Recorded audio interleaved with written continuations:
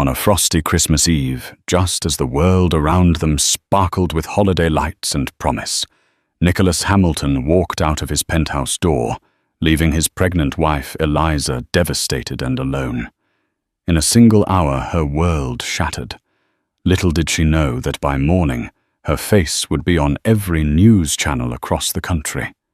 What happened that night would send shockwaves through the media, and their once loving marriage, revealing a labyrinth of hidden secrets, half-truths, and alliances so dark that even Nick, the man at the heart of it all, never imagined they'd see the light of day. Nicholas Hamilton was born into a life most people only dream about. His father, Charles Hamilton III, ran a prestigious financial conglomerate, Hamilton Global Holdings, with connections to old Wall Street families and foreign royalty. His mother, Beatrice Hamilton, came from a line of art collectors in Europe. By the time Nick was 5, he had already visited more countries than the average person would see in a lifetime. Summers were spent at a private villa in Lake Como, winters at a family estate in Switzerland. His friends joked that Hamilton was synonymous with privilege. But with privilege often came the expectation of perfection. Nick was groomed to follow in the Hamilton lineage from a young age, finishing top of his class at Phillips Exeter Academy, then breezing through Harvard with a degree in economics. He was brilliant, daring, and undeniably charismatic. Investors found him charming at 23. Board members found him wise beyond his years at 24. By the time he was 27, Nick had garnered his first Fortune magazine cover for youngest hedge fund prodigy to make $1 billion. He basked in it. He reveled in the accolades in the press and in the power he held over markets. Yet behind the carefully tailored suits and the opulent parties like the annual Hamilton Charity Ball at the Plaza, Nick carried a hollowness he could never quite shake. The constant pressure to outdo himself, to exceed the lofty bar set by his parents, and the relentless scrutiny of the media weighed on him like an anchor.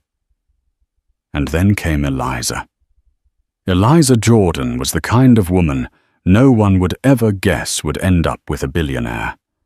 She hailed from a modest background in upstate New York, her parents running a small diner famous for its apple pie. Eliza grew up working behind the counter, greeting travelers off Interstate 90 and listening to their stories. She developed an open, warm demeanor and an empathetic heart. After college, she dreamed of moving to Manhattan and becoming an investigative journalist. She idolized Christiane Amanpour and Anderson Cooper, determined to make her mark. But big breaks are hard to come by. She spent months pitching stories to local stations, blogging on the side, and occasionally freelancing for small publications.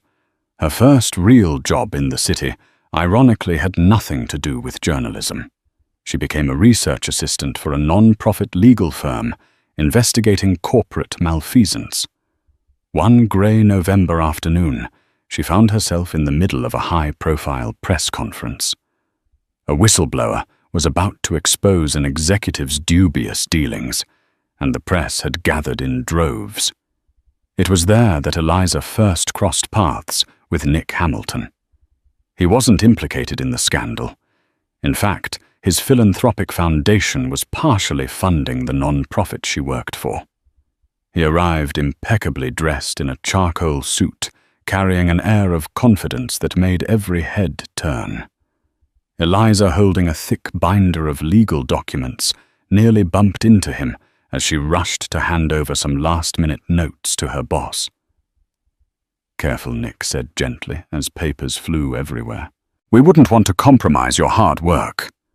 She looked up, cheeks flushing. I'm so sorry," Nick knelt, helping her collect the documents. Their eyes locked for only a second, but in that moment, the thrumming chaos of the press conference faded to a dull roar. Nick Hamilton, with all his grandeur, was kneeling on the floor, picking up papers for a woman he'd never met. He smirked. "Looks like you're the only person here more anxious than I am." Eliza laughed, nerves loosening. "This is my first big press event. I'd hate to drop the ball." When Nick handed her the final stack of papers, their fingertips grazed. In that fleeting touch, Eliza felt something shift within her. For Nick, it was as if he'd found something honest in a world too often painted in shades of pretense. Their relationship blossomed faster than either expected. Nick was used to women who were impressed by his money, who saw him as a golden ticket to an elite lifestyle. He'd grown wary of that brand of attention. But Eliza was different. Warm, unpretentious, and passionately curious about the world. She was initially skeptical. Men like Nick often wore masks. But after a few dinners, early morning coffees near her modest apartment in Queens, and a few philanthropic events they attended together, she realized how genuine his empathy was. When Nick talked about philanthropic projects like funding medical clinics in rural Peru, Eliza's eyes lit up. She asked deeper questions about the people his foundation served, the cultures, and the structural problems that led to inequality. Nick found himself confiding in her. He spoke of the pressure his family placed on him, the exhaustion that came from constantly performing, constantly being the perfect Hamilton heir. Eliza listened, never judging, never rushing to offer hollow solutions. She made him feel seen, not as the billionaire mogul, but as a flawed human being who just wanted to find meaning. Slowly, their weekends became getaways from the crowded Manhattan scene to quiet corners of the Adirondacks. Nick taught her to ski. She taught him how to cook basic meals, and they binge-watched documentaries about journalism heroes. Despite coming from different worlds, they fit perfectly, each rounding out the other's vulnerabilities. One spring evening, 6 months after their first meeting, Nick proposed.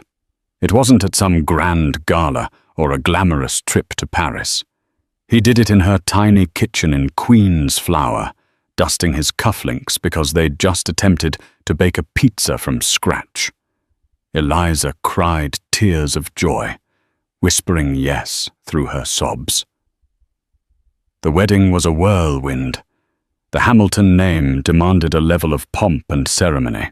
The tabloids ate up every detail. Eliza initially wanted a small, simple affair, but Nick's parents insisted on hosting it at the Hamilton family estate in Greenwich, Connecticut, a sprawling manor that had hosted senators, tech moguls, and even European nobility on occasion. A sea of paparazzi camped outside the estate gates, hoping to snap photos of the commoner bride who had captured the heart of the heir. Celebrity friends of the Hamiltons attended, including business magnates like Bill Gates and well-known figures like Oprah Winfrey, who happened to admire the Hamilton Foundation's philanthropic efforts.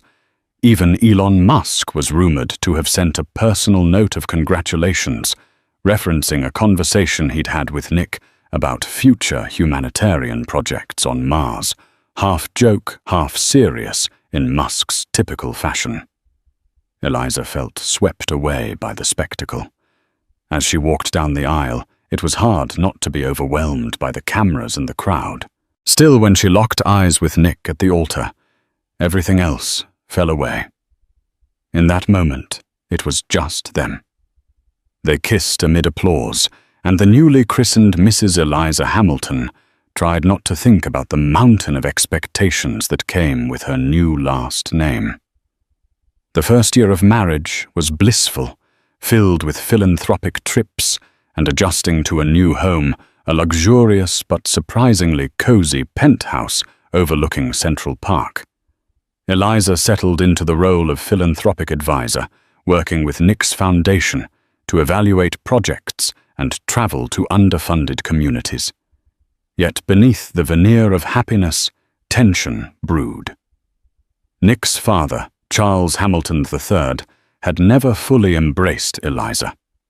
Though he was polite, There was an undercurrent of disapproval in every question he asked about her background, her career aspirations, her ability to handle the social demands of being a Hamilton. Beatrice Hamilton was more welcoming, but she too had her reservations, always measuring Eliza against an invisible, impossibly high standard. The tabloids didn't help. They followed Eliza relentlessly, scouring her small-town past for anything unsavory. They spun half-truths into headlines like "Small-Town Girl in Over Her Head" and "Hamilton Bride Ambition" or "Love." Nick tried to shield her, but every magazine cover was another reminder that her every move was being dissected. Despite these pressures, Nick and Eliza tried to keep their relationship strong. They'd have weekly date nights away from prying eyes, sometimes sneaking into a hole-in-the-wall restaurant in the Bronx, other times strolling through Riverside Park, disguised in baseball caps. But as Nick's responsibilities at Hamilton Global Holdings grew, so did the demands on his time. Late-night strategy sessions, flights to Hong Kong, endless phone calls with investors. Eliza found herself alone in a penthouse full of staff.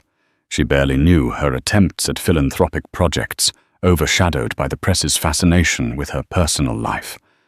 After 2 years of navigating high society philanthropic travels and the unrelenting scrutiny of the media, Eliza discovered she was pregnant.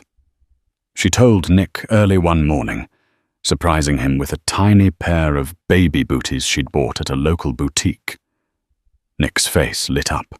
He scooped her into his arms, promising to scale back his work to be a present, loving father. For a while, Nick tried to make good on that promise. He turned down some late-night meetings, delegated more tasks to his trusted friend and CFO Joshua Pierce. Eliza, radiant and hopeful, started imagining their future as a family. She even pictured moving to a quieter brownstone in Brooklyn, where a child could grow up with parks and a sense of neighborhood. Then reality intruded. A major deal was brewing at Hamilton Global Holdings, one that involved a merger with a European bank partially owned by a Middle Eastern sovereign fund. It was complicated, volatile, and could catapult the Hamilton empire into a new stratosphere if handled correctly. Charles Hamilton III insisted Nick oversee negotiations personally. Nick's calendar filled once again. Eliza tried to be understanding, but each day she felt more like a bystander than a wife. When she brought up her concerns, Nick would reassure her. "Just a little longer, Eliza.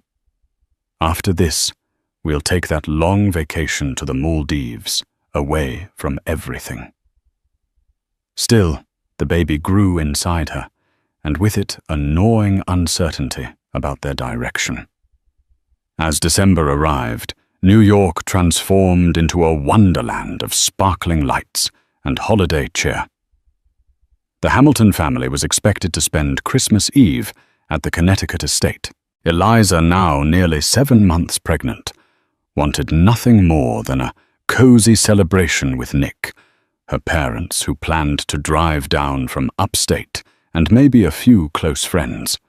But the Hamiltons had a tradition, a lavish Christmas Eve ball that served as a fundraiser for their foundation.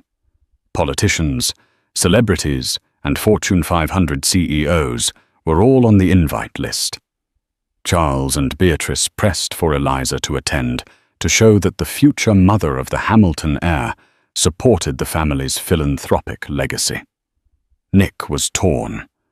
On the one hand, he knew Eliza was exhausted physically and emotionally. On the other, the ball was a chance to seal deals and glean more support for the upcoming merger. He assured her it would be less formal than usual, that she could just make a brief appearance, wave hello, and retire early. Eliza reluctantly agreed. She chose a simple emerald gown that accentuated her baby bump, hoping to avoid the flamboyance that usually came with Hamilton events. The stage was set for a night that would change everything. On Christmas Eve, the Hamilton estate bustled with staff in black uniforms, preparing canapes and setting tables with fine china. A string quartet played softly, while guests arrived in limousines and expensive cars. The media lingered beyond the tall iron gates, waiting for glimpses of the glamorous soiree. Eliza arrived with Nick stepping out of their Bentley to the pop of flash photography. Nick placed a protective hand on her back, guiding her inside. The mansion was festooned with glittering Christmas trees, each meticulously decorated in a different holiday theme. Inside the who's who of society mingled CEOs from Fortune 500 companies, foreign dignitaries, and celebrities. Eliza felt the subtle glances at her growing belly, heard the whispered remarks about the next Hamilton generation. She tried to keep her head up, reminding herself it was for a good cause. Nick left her side to speak with a group of European bankers. Eliza found herself adrift, heading to the open terrace for some fresh air. There she found Joshua Pierce, Nick's longtime friend and CFO, sipping a glass of champagne. "Josh," she greeted him. "Nick is working again, I see." He offered a sympathetic smile. "I tried to convince him to dial it down for tonight, but you know how he is, especially with the merger negotiations at such a delicate stage." Eliza's shoulders sagged. "I just wish we could have one night of normalcy." Before Joshua could respond, a hush fell over the terrace. Charles Hamilton III emerged with a small entourage. He beckoned Eliza closer. "We need you and Nick inside for a photo with the board members. It's important for the Hamilton image." Fighting the urge to roll her eyes, Eliza followed. She stood by Nick, plastering on a polite smile, while cameras flashed. Beyond the lenses, she spotted her parents looking overwhelmed and somewhat lost among the crowd. Her heart ached. She wanted to go to them to share a moment of normal Christmas cheer. But in an instant, Nick was pulled away again, this time by a group of donors from Dubai. Eliza was about to follow when a sudden wave of dizziness overtook her. She hadn't eaten much all day, and her pregnancy made her more prone to fatigue. She steadied herself on a nearby chair, blinking away black spots. Just then she heard it, a muffled but heated argument emanating from behind one of the closed doors leading to Charles Hamilton's study. She recognized Nick's voice, tense and furious. Another voice retorted, "Charles Hamilton." Against her better judgment, Eliza moved closer to the door. She heard fragments. "Not your puppet, the legacy bad time. The baby, my decision." Each snippet ratcheted up her alarm. Suddenly the door swung open. Nick stood there, face flushed, eyes wild with anger. His father was behind him, cold rage emanating from his typically composed features. Nick's gaze flicked to Eliza. "We're leaving," he said, voice trembling. He grabbed her hand and stormed through the corridor out of the mansion, ignoring the startled glances of guests. Eliza followed, stumbling in her heels, her pregnant belly making swift movement awkward. Outside, their Bentley driver scrambled to open the door, but Nick waved him off. He pressed a button on his key fob, and the car's engine roared to life. They sped off the estate grounds, Christmas lights receding in the rearview mirror. For several minutes, Nick said nothing, his knuckles white on the steering wheel. Eliza finally mustered the courage to ask Nick what happened. He exhaled a shaky breath. I can't keep doing this. My father is pushing me toward decisions that threaten everything I've built. He wants me to sacrifice our personal life for the good of the Hamilton name. It's always about the legacy. Always." Eliza swallowed. "But what does that mean for us?" Nick glanced at her eyes darting from her belly to her face. I don't know anymore. They drove in silence back to the penthouse. Nick barely spoke as they entered their lavish penthouse. Christmas decorations twinkled in the foyer, gold ornaments on a towering tree, wreaths on marble pillars, and the faint scent of cinnamon from scented candles. It felt eerily disconnected from the tension swirling in the air. Eliza tried to confront him gently. Nick, talk to me. He turned abruptly, his eyes filled with a turmoil she had never seen before. I can't. God, Eliza, everything is caving in on me. The merger my father's demands the board. And now the baby. Her heart clenched. What do you mean, and now the baby? We both wanted this child.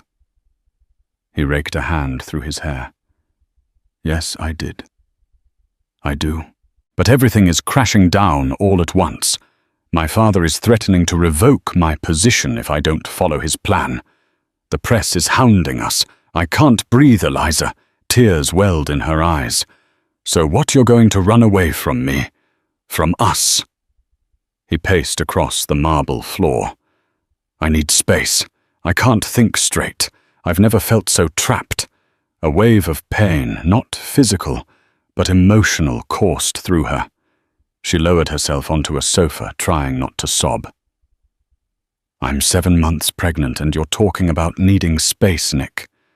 We're supposed to be a team. He grabbed his coat and keys. I'm sorry, he whispered, but I can't be here tonight. I just need to clear my head. Panic seized her. Nick, it's Christmas Eve. Nick's expression was torn, but his voice was resolute. I'll call you tomorrow. I promise. I need this. And before she could say another word, he walked out of the penthouse. The door closed with a heavy thud that echoed through the silent rooms. Eliza found herself alone, disbelief turning to shock. She sat there staring at the Christmas tree lights, flickering like distant stars. The baby moved inside her belly, a cruel reminder that she was not alone, but also a reminder that her husband had just left her on Christmas Eve. She tried calling him, no answer. She tried texting, no response. Christmas carols played softly on the home's integrated speaker system, an unwanted soundtrack to her heartbreak. She thought about calling her parents, but she couldn't bear to ruin their night. They were still at the Hamilton estate, likely feeling out of place. She didn't want them driving back in the dark on icy roads, just because of Nick's meltdown. Eliza paced the penthouse terrace, streaking her cheeks, until exhaustion took over in the early hours of the morning. She finally fell into a fitful sleep, the TV in the living room still glowing with late-night talk shows and replays of holiday specials. When Eliza woke around dawn, a sense of dread still clung to her tormentor. She padded into the living room, searching for any sign of Nick's return.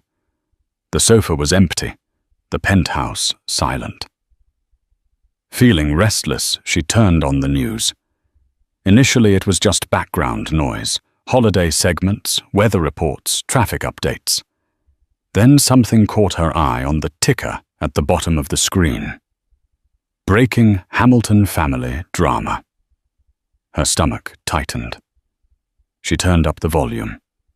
The anchor spoke in a grave tone.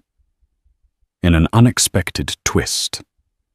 This Christmas morning, shocking events have unfolded around the Hamilton family empire. Reports indicate that Nicholas Hamilton, heir to Hamilton Global Holdings, has left his pregnant wife, Eliza Hamilton, and is currently unaccounted for.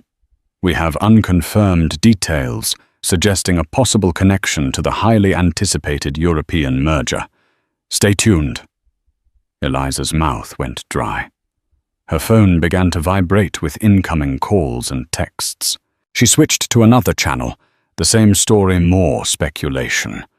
A photo of her taken at the Christmas Eve ball filled the screen. The words, "Where is Nicholas Hamilton?" scrawled beneath. Panic consumed her.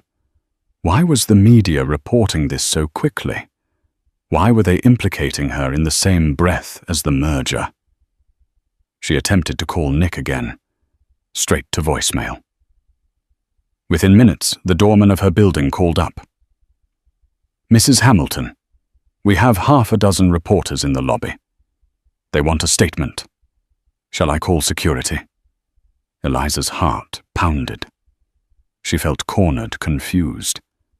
She had no idea what was happening or why it was happening so fast. All she knew was that her husband had walked out on Christmas Eve, and now the world seemed to know and wanted answers. She needed help.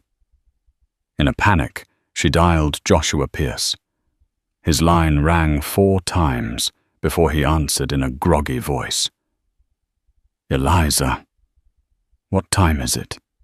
She explained the situation, voice trembling. "The news channels are talking about me, about Nick, and about some scandal with the merger. Josh." "I'm scared," he cursed under his breath. "I just woke up to a flurry of messages too. Listen, I'll come over. Don't say anything to the press until I get there. Keep your doors locked. If Nick calls, let me know." Within half an hour, Joshua arrived looking as rattled as she felt. He wore a hastily thrown-on sweater and jeans, not his usual immaculate suit. Outside, Eliza could see camera crews gathering on the sidewalk. "I've been trying to reach Nick too," Joshua said, after hugging her gently. "No luck. This rumor about him disappearing and leaving you on Christmas Eve, well, it's half true, I guess. The media's spinning it as a meltdown tied to the merger. They're also claiming you might have threatened to expose some of Hamilton Global's internal dealings." Eliza's eyes widened. "What? That's absurd. I've never done anything like that." Joshua grimaced. "I know, but gossip feeds on confusion. People smell blood in the water. Charles Hamilton must be in damage control mode. They probably want you to keep quiet." She felt a fresh wave of anger and hurt. Nick promised he'd come back. Now he's not answering. And I'm the one under the microscope. "Let's see if we can get to the bottom of this," Joshua said, pulling out his laptop. "We'll try to contact the Hamilton PR team, figure out the real story." Over the next several hours, the media frenzy intensified. Shots of Eliza's face from the night before, a tearful expression as she left the estate, were plastered on news networks and gossip websites. Speculation ran wild. Did Nick leave because he feared fatherhood? Were there financial irregularities about to be exposed? Was Eliza blackmailing the Hamiltons? The speculation about blackmail stung the most. Eliza had never sought money or influence from Nick. She'd always tried to be independent, even after marrying into wealth. As the day wore on, Joshua managed to speak with the Hamilton PR director. He relayed their statement to Eliza. "They're denying all blackmail rumors, but they're also not clarifying why Nick left. They just say he's taking personal time. They want you to do the same and to avoid contact with the media." Eliza shook her head in disbelief. "How can they leave me hanging like this? I'm the one left alone on Christmas, and they want me to go silent." Joshua patted her shoulder. "I don't like it either. But they're probably scared. This merger is huge, and any sign of instability might kill the deal." She pressed a hand to her baby bump, feeling a reassuring kick. "What about me? What if something happens? This stress can't be good for the baby." His eyes softened. "I know. That's why I'm here. We'll figure out a way to protect you. Maybe you should reach out to your parents. Have them come here." Eliza nodded, tears threatening again. "Yes. I need them right now." Later that afternoon, while Joshua took calls in another room, Eliza scrolled through her phone. She noticed an email with the subject line, "You need to see this." The sender was unknown, a cryptic address. She opened it hesitantly. Attached was a PDF labeled Hamilton Merger Confidential. Her heart raced. She tapped it, revealing pages of financial documents, email transcripts, and legal correspondences. It looked like evidence of wrongdoing internal communications that suggested Hamilton Global Holdings and its potential partners were engaged in questionable practices.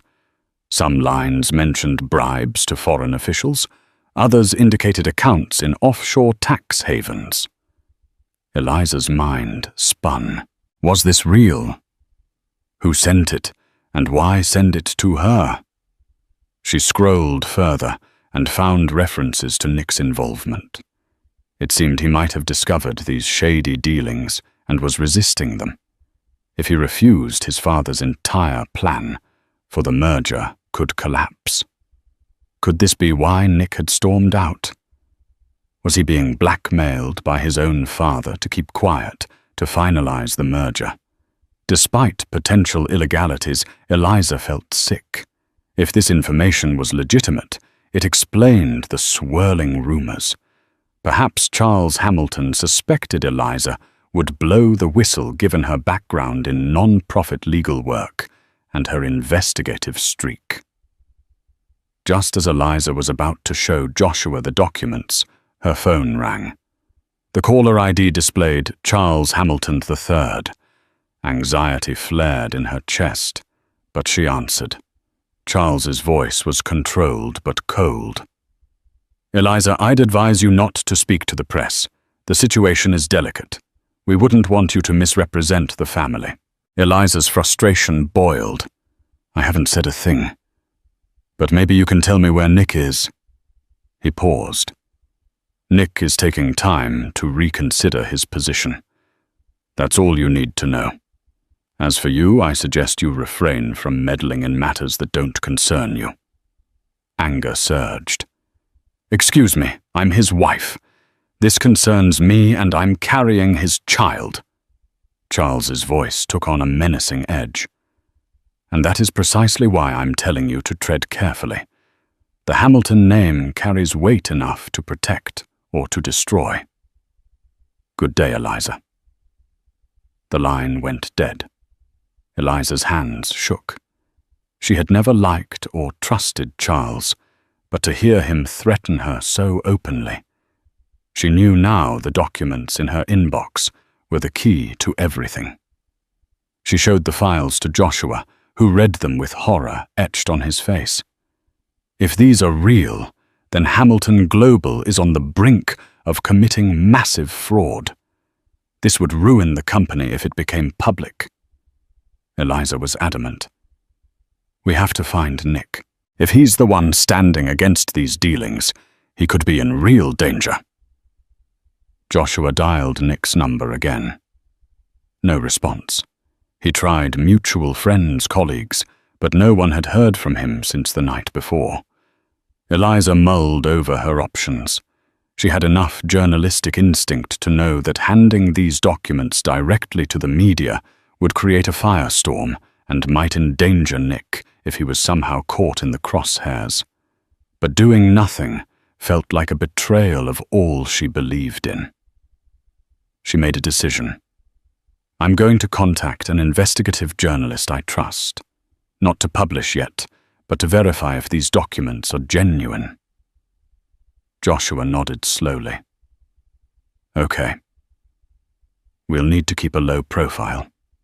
The Hamilton family's PR machine will be out for blood if they suspect you're behind this leak."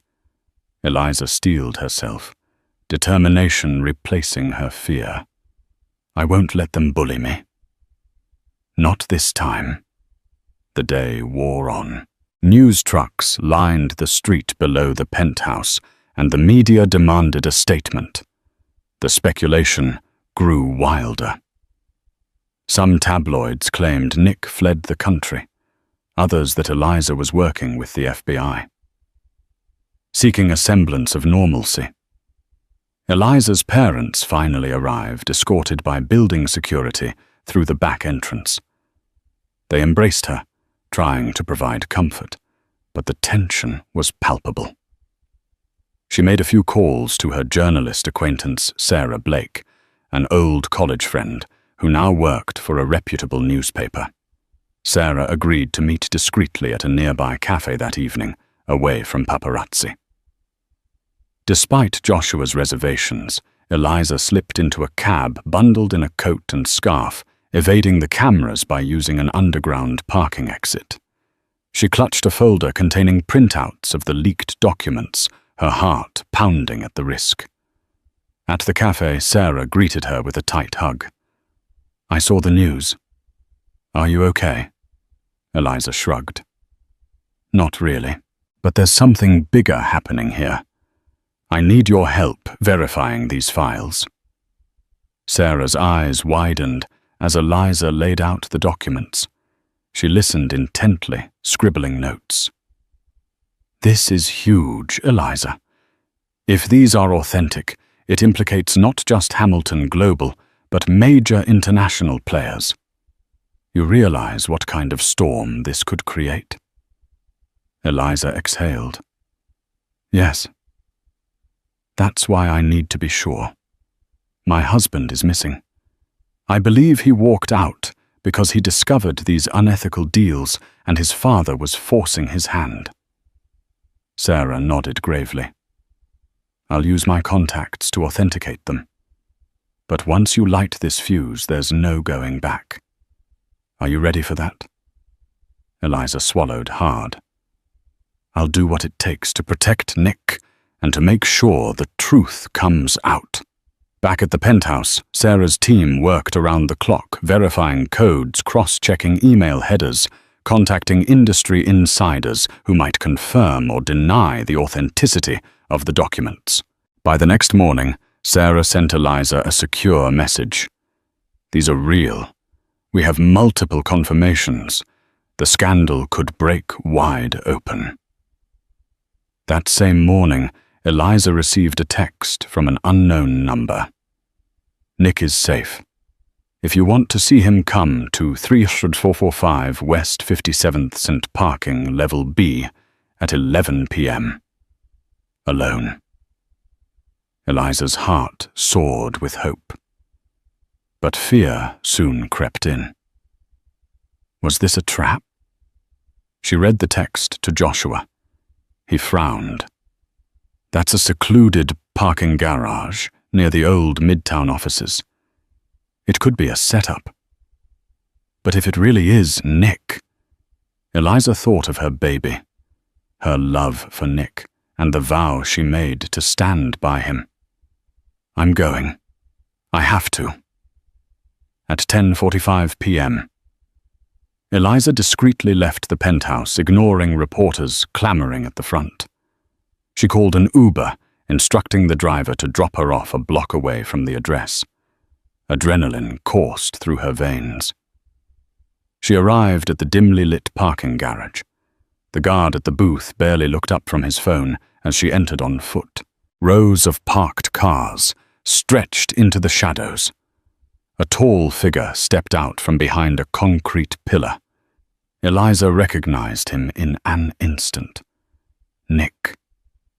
She breathed, tears rushing to her eyes. He looked disheveled, dark circles under his eyes, as if he hadn't slept. But he was there, alive, real.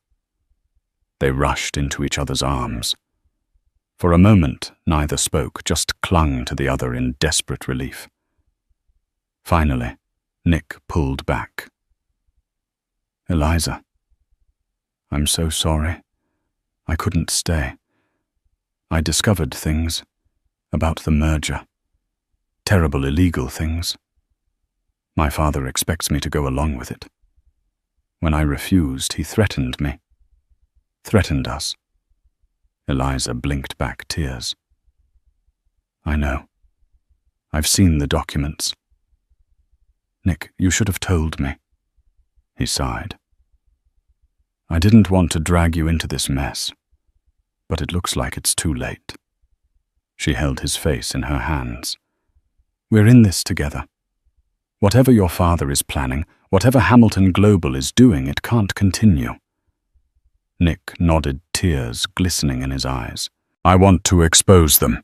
I want to do the right thing. But I'm afraid of what my father will do to you, to our child. Eliza's voice firmed. We won't hide. I've already reached out to a journalist. The story is being verified. Nick's eyes widened, a flicker of hope mixed with worry. If we go public, it could bring down everything. My family's empire, our fortune. We'll be targets. She squeezed his hand. I don't care about the money. I care about us, and about raising our child without a dark cloud of corruption hanging over our heads. Nick let out a shaky breath, pulling her into another embrace. Then we do it. Together. The wind howled through Manhattan's canyons like a warning. But inside the quiet offices of the Journal, the storm had already broken. Just before noon, the headline dropped Hamilton Global's secret network bribes shell companies and a family divided. The article was front page top fold. Sarah Blake's team had verified every line, every document Eliza had brought to her. Nick had provided further testimony, encrypted emails, files, internal communications that traced a web of corruption tied to Hamilton Global Holdings, foreign officials, and multinational banks. The proof was irrefutable, and the world took notice. Within hours, major news outlets picked up the story. Cable networks broke into regular programming. Stock tickers flashed red as Hamilton Global's valuation plunged by billions. Government agencies announced formal investigations. Social media erupted with hashtags like #HamiltonLeak and #LegacyExposed. In their penthouse, Nick and Eliza watched the coverage unfold. The same media that once fawned over them now told a different story, one not of glamour, but of integrity. Nick paced in front of the TV, running a hand through his hair. It's real now, he murmured. No going back.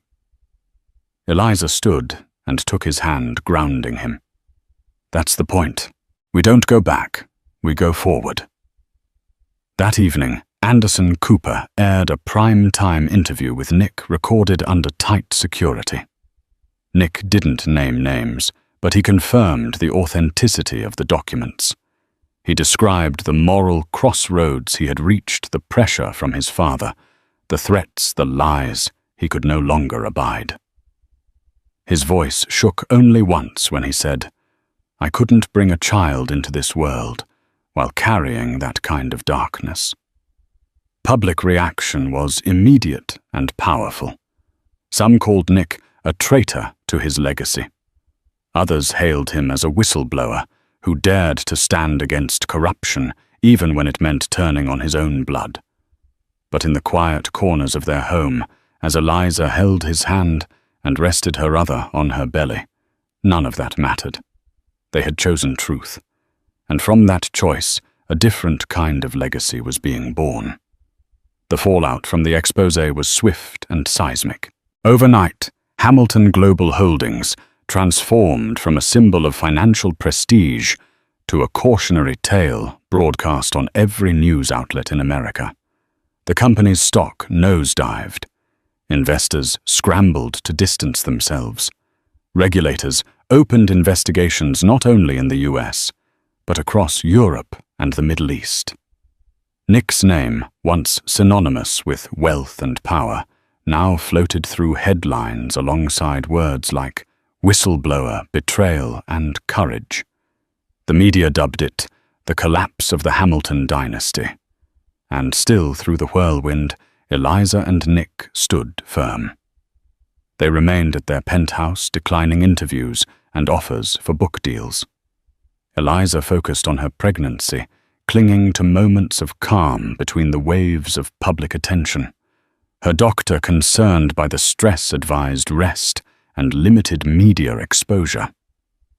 So Nick turned off the television, closed the laptop, and stayed by her side. "I'm not going to lose what matters most," he told her one night, rubbing gentle circles over her swollen belly. "The company's gone. My father's empire is crumbling. But you, and him, you're what I have now." Eliza reached for his hand. "You didn't lose anything worth keeping. You let go of something rotten. That takes strength." Despite the chaos, they were not entirely alone. Joshua Pierce remained a steady presence, helping Nick manage his remaining assets. While much of Nick's fortune was tangled in Hamilton Global stock, now nearly worthless, he still had enough in independent investments to keep them secure. Public sentiment began to shift. Where once there had been whispers of scandal, now there was respect. Eliza's dignity under pressure, Nick's decision to speak out, it resonated with people. They were no longer seen as symbols of elitism, but as humans who had chosen truth over comfort. And though the road ahead was still uncertain, one thing was clear. They had not only survived the storm, they had changed the weather. They had traded privilege for principle, power for purpose. And for the first time in their lives, they could look at themselves and each other with unwavering honesty. The new year dawned not with fireworks, but with subpoenas. Charles Hamilton III, once the towering patriarch of one of America's most respected financial dynasties, now found himself at the center of a high-stakes congressional investigation. The televised hearings transfixed the nation. It was rare to see a man of his stature questioned so publicly, his carefully constructed empire stripped bare under the scrutiny of lawmakers and regulators. In the Hamilton penthouse, Nick and Eliza watched the hearings unfold from their living room couch, their hands intertwined baby supplies, neatly stacked in the corner in preparation for the weeks ahead. Charles sat stiffly before the committee, his signature silk tie knotted with precision, but the calm confidence that once defined him had thinned into tension. Page after page of financial records and email transcripts were laid before him. Bribes, backdoor partnerships, misappropriated funds.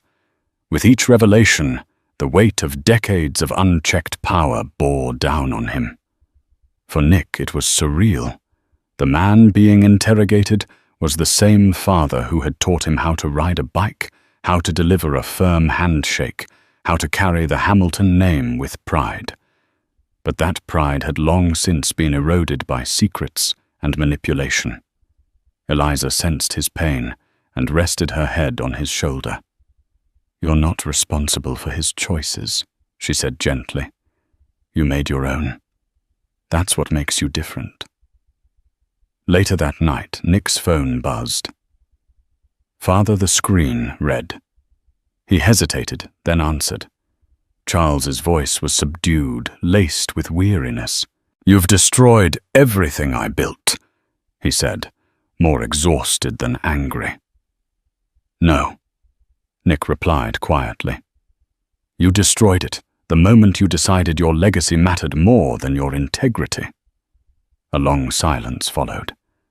Then Charles whispered, "Take care of that child. Be better than I was." The line disconnected. Nick stared at the screen, his reflection barely visible in the darkened glass. Eliza moved closer, wrapping her arms around him. And in that quiet moment, the final thread between father and son fell away, not with rage, but with resignation. The old world was gone, and a new one, however uncertain, had begun. Winter still clung to the city, its snow-crusted sidewalks and steel-grey skies, a stark backdrop for what would become the most transformative day of Eliza and Nick's lives. It began quietly just after dawn. Eliza stirred in bed, a dull cramp spreading through her lower back. At first she thought it was nothing, just another ache in the long stretch of late pregnancy. But minutes later the discomfort returned, sharper this time, and closer together. Her breath caught. She placed a hand on her belly, now round and firm. "Not yet," she whispered. "It's too early." Nick, who had been dozing in a nearby armchair after a late-night phone call with a legal team, jolted awake when she called his name. "The baby's coming," she said, voice shaking but steady. Within minutes they were racing through Manhattan in a black SUV, sirens in the distance, and headlights slicing through the misty morning. The world outside felt like it was holding its breath. For Nick, every red light felt like an eternity. For Eliza, time blurred as pain and anticipation mingled in waves. They arrived at the hospital just after sunrise. The nurses acted quickly, guiding Eliza through intake as Nick clutched her hand, whispering encouragement between clenched jaws. Labor was swift, too swift. The baby was coming a month early, and there was no time to prepare mentally or emotionally. It was raw and real. Eliza pushed through the fear, her thoughts fixed on the tiny life inside her. And then he arrived. Their son. Small, pink, wailing with strength that belied his early arrival. Nick's hands trembled as he cut the cord. Eliza sobbed quietly, not from pain, but from relief, from joy, from sheer disbelief that after everything, the scandal, the fear, the collapse of everything familiar, they had this. "He's perfect," Nick whispered, holding the baby to his chest. They named him Oliver, a symbol of peace, of hope, of a future rebuilt. In that moment, the cameras, the headlines, the weight of legacy. It all vanished. There was only this tiny child and two people who had fought like hell to give him a better world. And in that sterile hospital room, love reigned quietly, but completely. The months after the exposé were a blur of transition. What once defined Nick and Eliza's lives, boardrooms, fundraisers, headlines now felt like relics of a world they had left behind. The Hamilton name no longer graced the covers of financial magazines as a symbol of power, but it was still present, whispered now in conversations about justice, courage, and corporate accountability. Charles Hamilton III, once untouchable, stepped down from the board of Hamilton Global Holdings. The company entered a grueling period of restructuring overseen by federal investigators and new leadership appointed by court mandate. Several of Charles's closest associates faced indictments, and although he avoided prison time by cooperating and paying substantial fines, his reputation was shattered. Nick, newly divorced from the Hamilton empire, chose not to fight for his stake in the company. "Let them rebuild it without me," he told Eliza. "I want our future built on something real." And so they redirected their energy into something entirely new. With Eliza's background in non-profit legal work and Nick's connections and insight into business, the couple launched an organization focused on ethical entrepreneurship. They called it Clear Path, a foundation committed to promoting transparency, integrity, and accountability in business. Rather than chasing profit, their mission was to elevate the stories of whistleblowers, reform corporate culture, and empower future leaders to do better.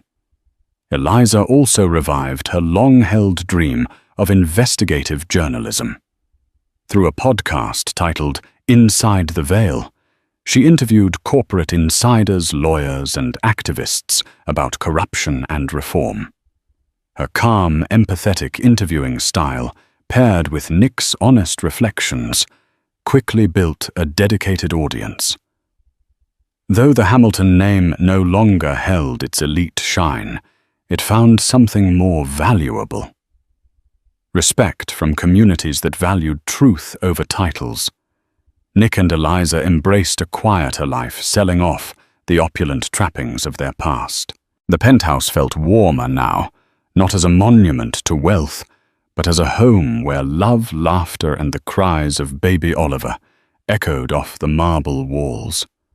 They had weathered the storm, and now, beneath calmer skies, they were building something greater than legacy, something rooted in honesty, compassion, and each other. The first day of spring bathed Manhattan in golden light. After a long, relentless winter, both literal and emotional, Eliza finally felt the warmth return. On their balcony, overlooking the soft green of Central Park, Nick sat cradling their baby son Oliver against his chest. The boy slept peacefully, his tiny breaths syncing with the rhythm of his father's heartbeat. Eliza stepped outside quietly, her bare feet padding across the cool stone. She paused to take in the view. Her husband no longer the glossy heir to a billion-dollar empire, but something much more real, grounded human. She sat beside him, the city stretching before them like a promise. "Do you ever regret it?" she asked softly, her voice barely louder than the rustling leaves. "Blowing it all up. The company. The name."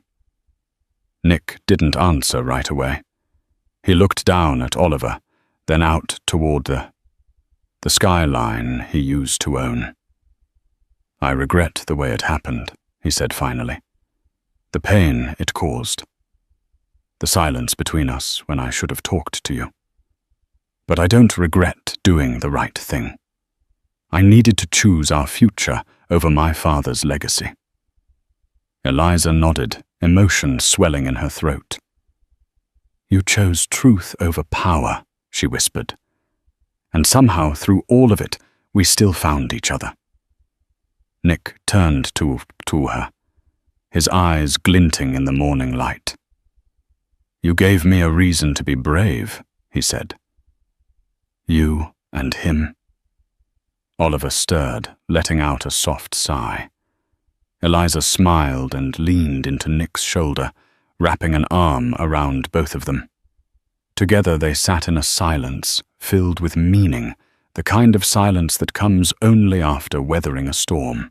They had lost nearly everything society once said mattered.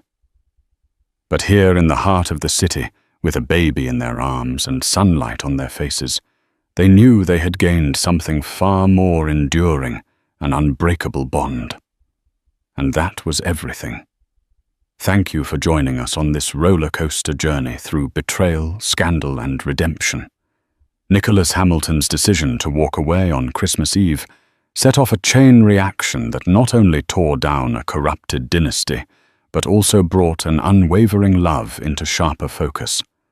In the end, courage and truth won out, proof that even in a world where wealth and power often overshadow morality, integrity can light the way.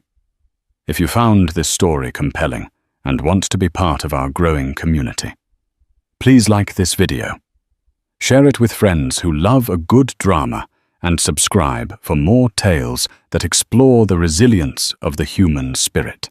Your support keeps the conversation alive and helps us bring you even more thought-provoking stories. Thank you for watching, and we'll see you in the next chapter of real-life drama.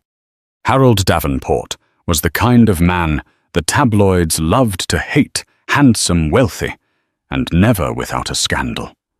But no one ever expected this particular drama to unfold in the glare of high society's most exclusive restaurant, especially not with his pregnant wife sobbing in the middle of it all.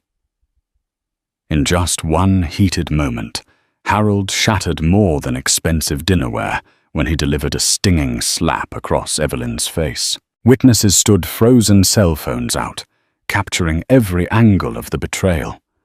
Within hours, the video went viral, thrusting Harold and the secrets he'd worked so hard to hide straight into the spotlight. Harold Davenport prided himself on two things: his ability to close any business deal and his impeccable public persona.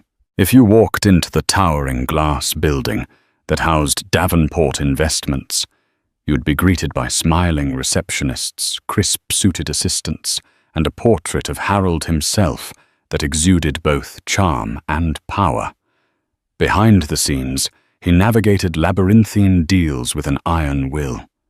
He had started from modest beginnings, something he rarely shared openly, to become the city's most lauded real estate mogul. His name peppered the society pages alongside glamorous photos of his equally sophisticated wife, Evelyn Davenport. They appeared to be the epitome of a power couple. Her shining brown eyes and perfectly styled hair spoke of poise and grace, the essential ingredients for playing the role of a millionaire's wife in high society. She was not just a trophy by any means.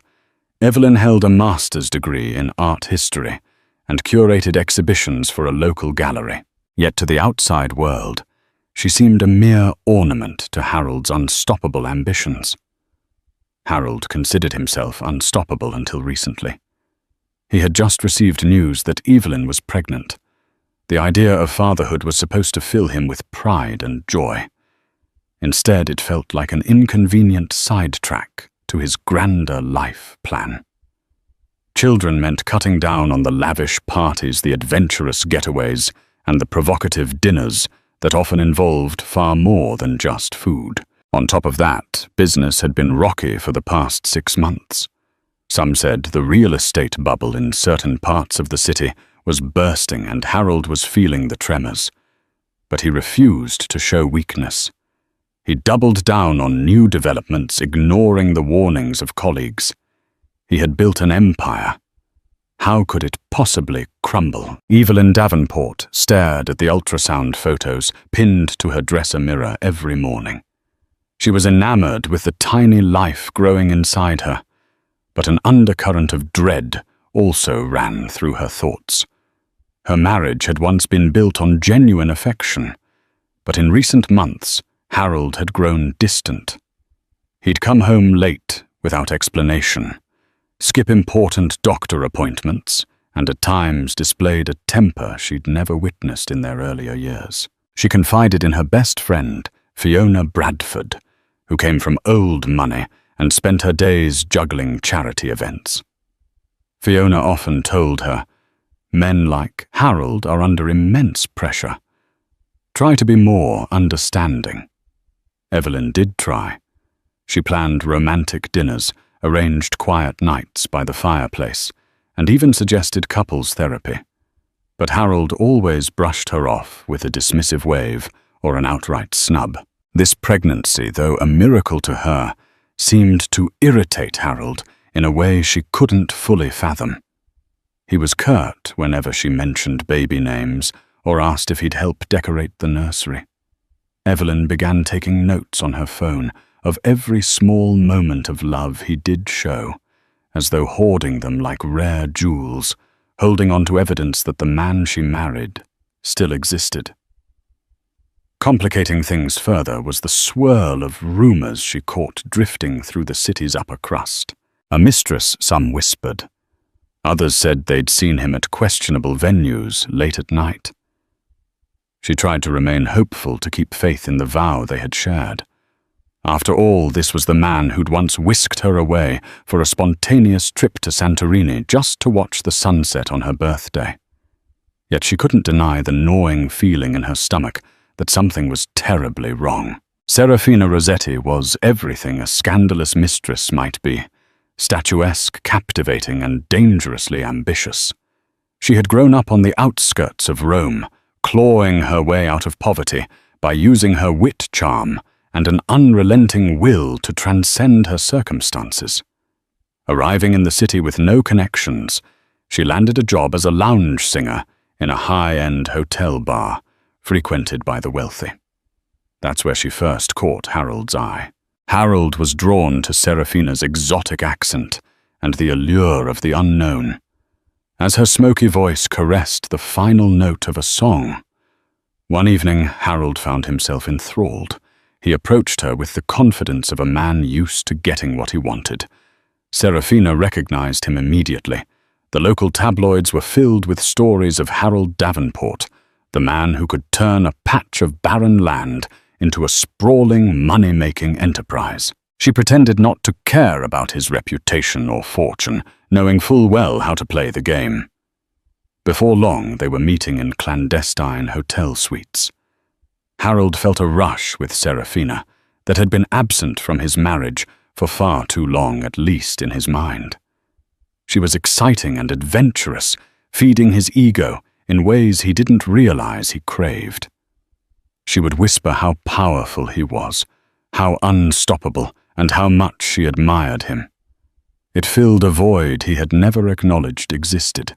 To Serafina, Harold was a ticket to stability, and possibly much more.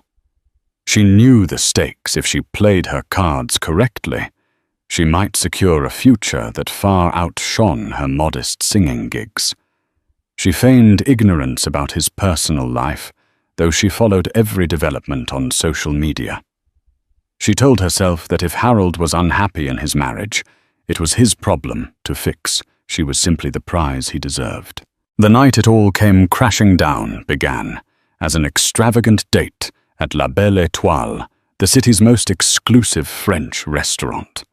It was a place known for its crystal chandeliers, velvet drapes, and a menu that could make even the most seasoned gourmet swoon.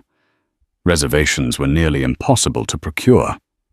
Harold, of course, knew the owner personally and had a private table set aside a lavish corner draped in gold and burgundy, offering both seclusion and prestige. He arrived with Serafina on his arm, and heads turned immediately. She wore an emerald green silk gown that clung to her every curve, while Harold's tailored tux was impeccable. Waiters swooned with deference. The wine steward promptly arrived with an imported bottle of Chateau Margaux vintage 1982, which Harold had pre-ordered at an astronomical price. Serafina loved the attention.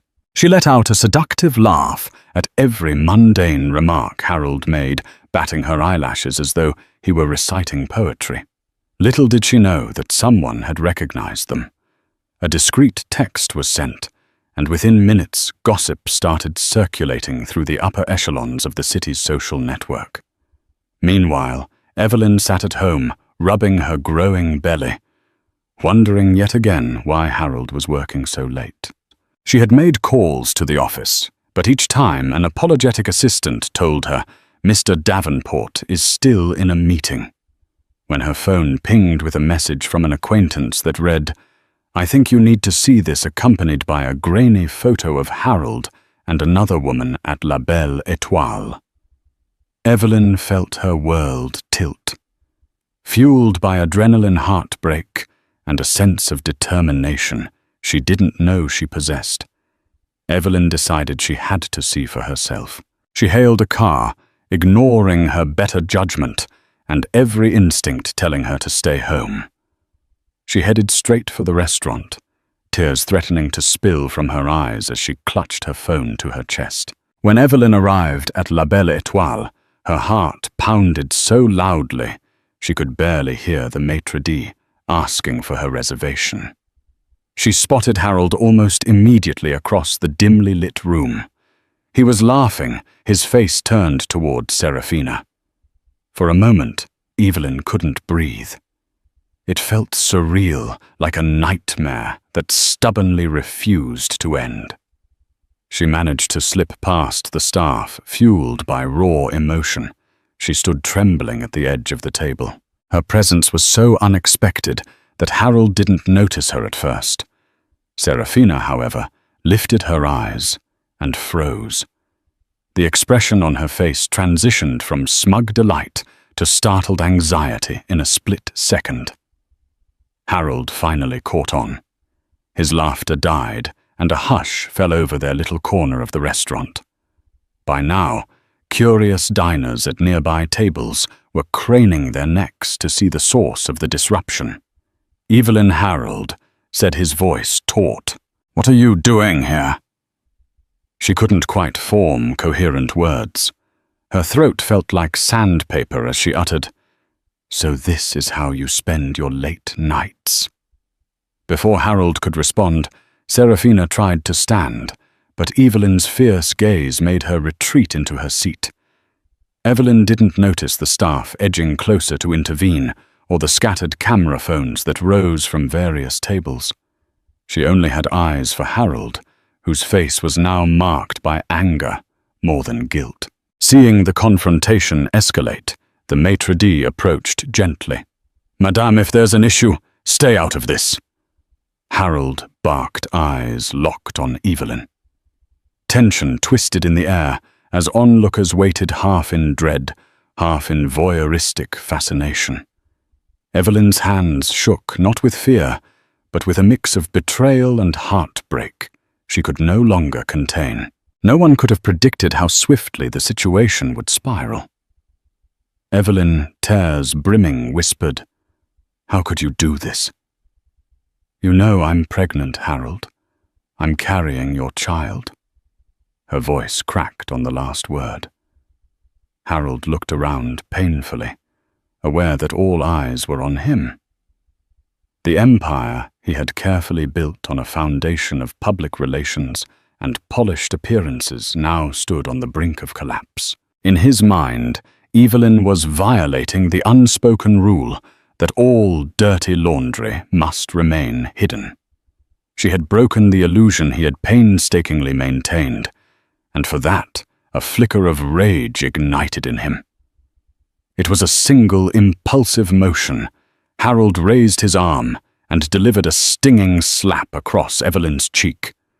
The crack of his hand against her skin echoed in the hushed restaurant, shocking everyone into stillness. Evelyn stumbled back, her hand flying to her burning cheek, eyes wide in disbelief and pain.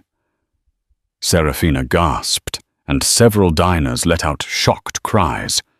One or two even scrambled to stop him, but it was too late. The deed was done. As Evelyn steadied herself, the horrifying reality sank in. She was pregnant, vulnerable, and had just been struck by the man she once believed would protect her from all harm. Then the chaotic aftermath began. Concerned patrons rushed forward, some filming on their phones.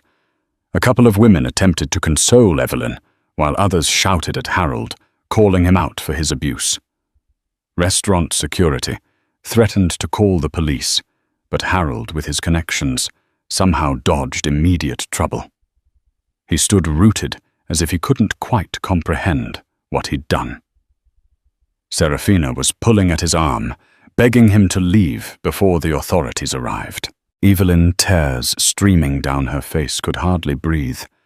Her cheek throbbed, and her entire world felt as if it had collapsed in a single slap. The viral storm began even before the night was over. Multiple videos from different angles found their way onto social media platforms: Twitter, TikTok, Instagram. Within hours, Harold Davenport was trending, accompanied by hashtags like "Justice for Evelyn" and "Stop Domestic Abuse." The public reaction was swift and merciless. Even those who had never heard of Harold Davenport before chimed in, condemning his actions as monstrous. By morning, local news channels picked up the story. Cynthia Morgan, a well-known news anchor, opened the day's broadcast with the scandalous footage.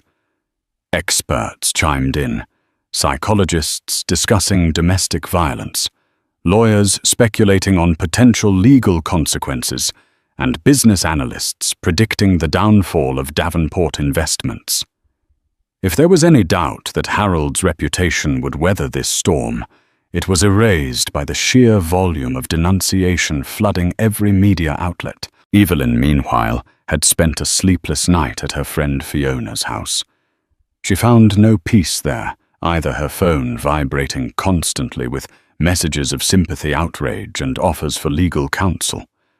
Paparazzi were already camping out near the gates, hoping to catch a glimpse of her. It was surreal watching her private pain turned into a public spectacle. Harold woke up to a house that felt empty despite its opulence. News vans crowded the street outside his mansion. Every attempt he made to contact Evelyn was met with silence. Even Serafina tried to call him several times, leaving frantic voicemails, but he ignored them. Harold's PR team scrambled to manage the crisis, urging him to issue a statement apologizing for his actions and expressing contrition. But Harold was too proud and perhaps too shocked to act rationally. He believed he could ride out the storm, just as he had navigated countless controversies before. Late that same day, Harold received the dreaded official notice he was summoned to appear in court the very next morning. It was no longer a matter of social media backlash or public perception. Now he faced real legal consequences. The charge was assault on his pregnant wife, no less. The severity of such an act was enough for the district attorney's office to take immediate action. Bernard Stein, a high-profile defense attorney on Harold's payroll, rushed over to the Davenport mansion as soon as he heard the news.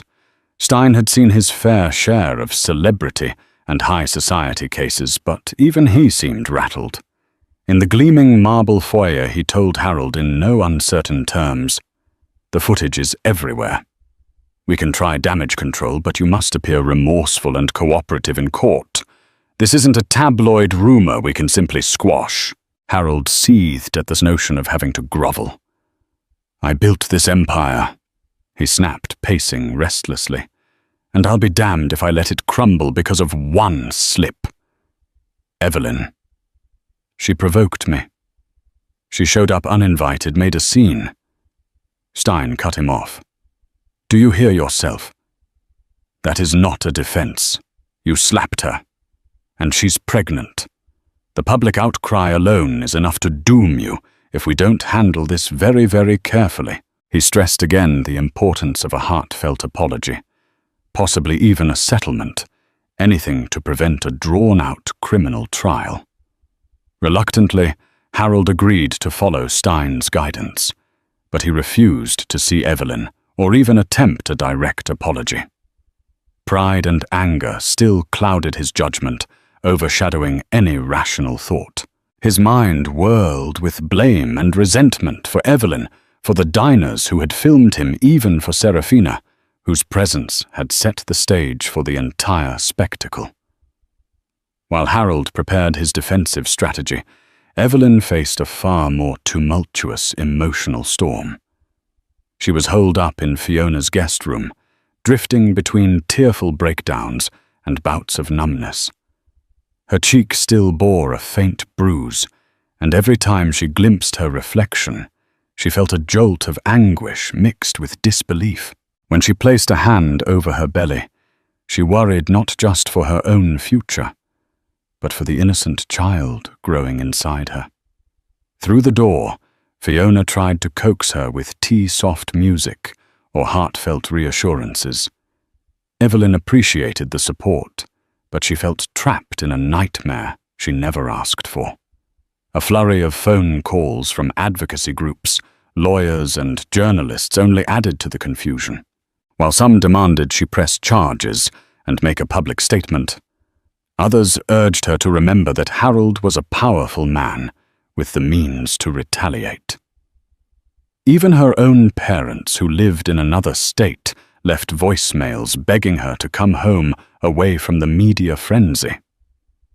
Eventually, Evelyn allowed Fiona to connect her with a legal advocate named Janet Morales, who specialized in domestic violence cases. Janet arrived at Fiona's house, a calm, steady presence in the midst of chaos. She explained the legal options available to Evelyn, from restraining orders to possible civil suits. Evelyn listened quietly, feeling the weight of the decisions she needed to make.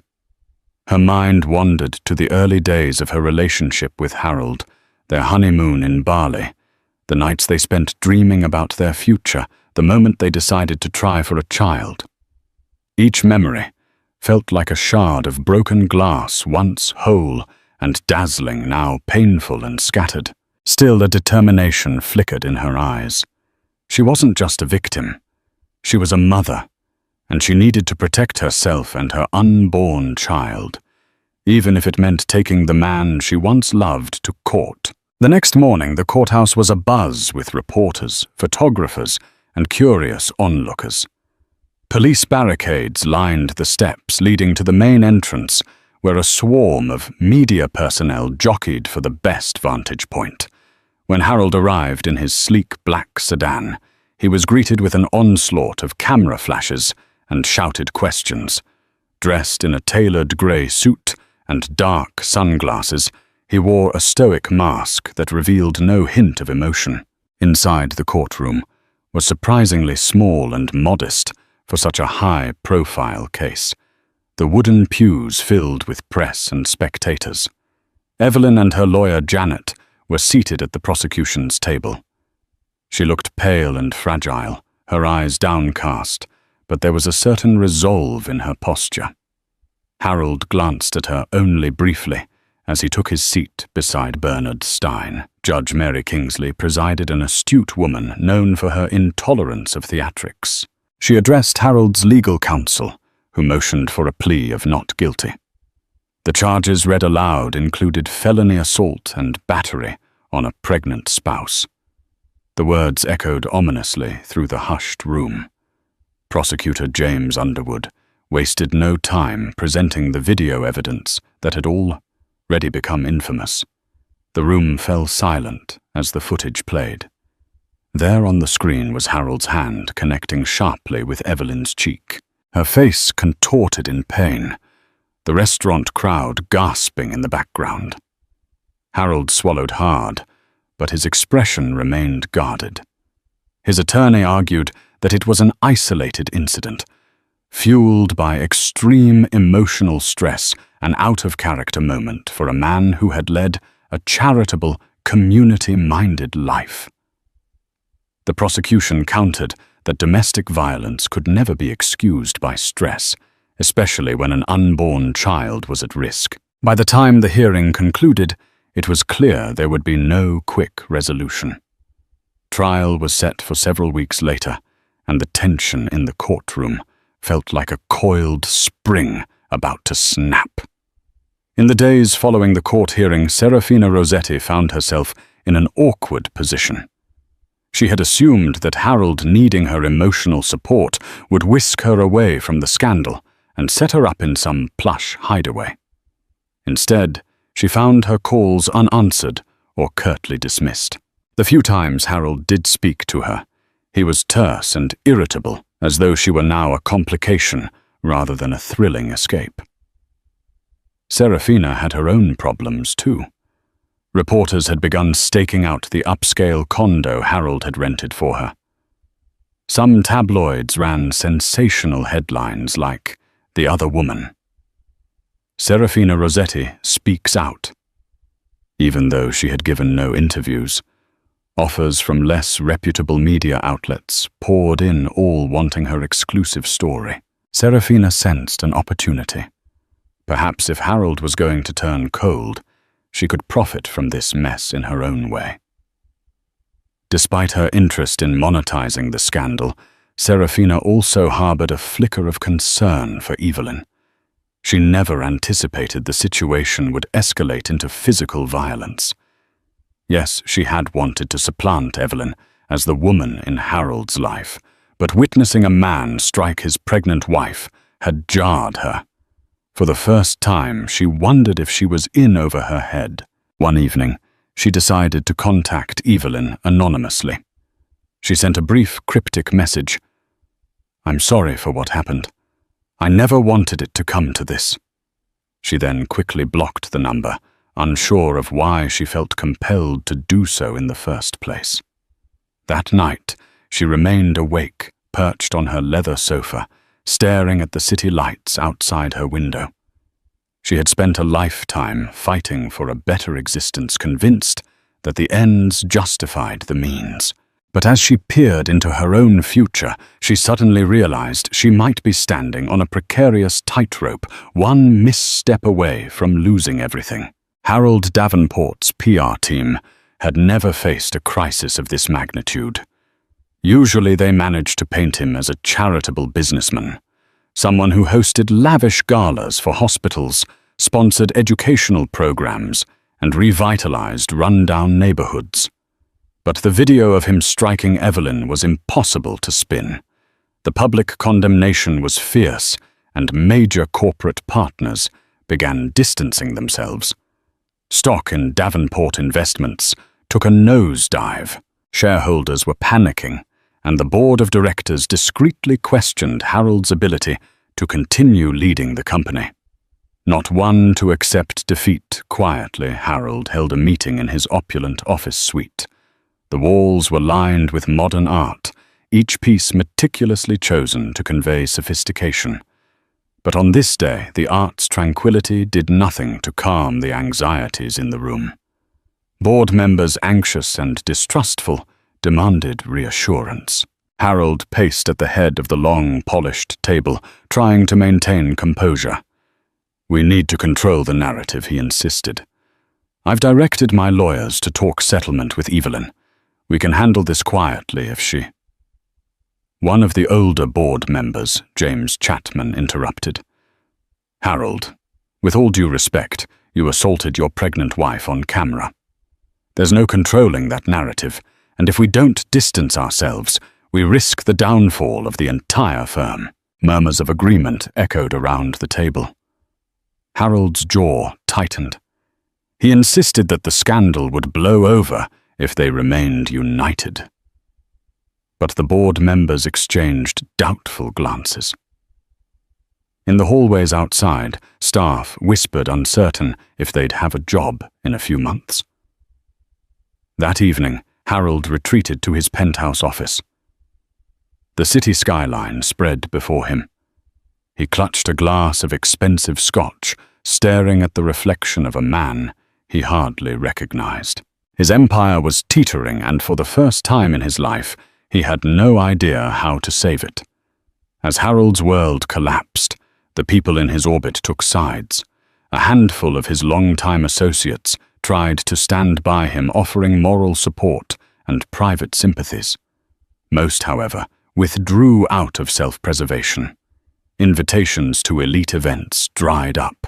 Charity galas quietly removed his name from the guest lists, and those who once clamored for a seat at his table now avoided him. Evelyn, too, witnessed a shift in her social circle. Friends who had previously envied her lifestyle now reached out with genuine compassion, offering everything from free daycare advice to assistance in navigating the legal system. Fiona remained steadfast, becoming Evelyn's de facto bodyguard against paparazzi and meddling reporters.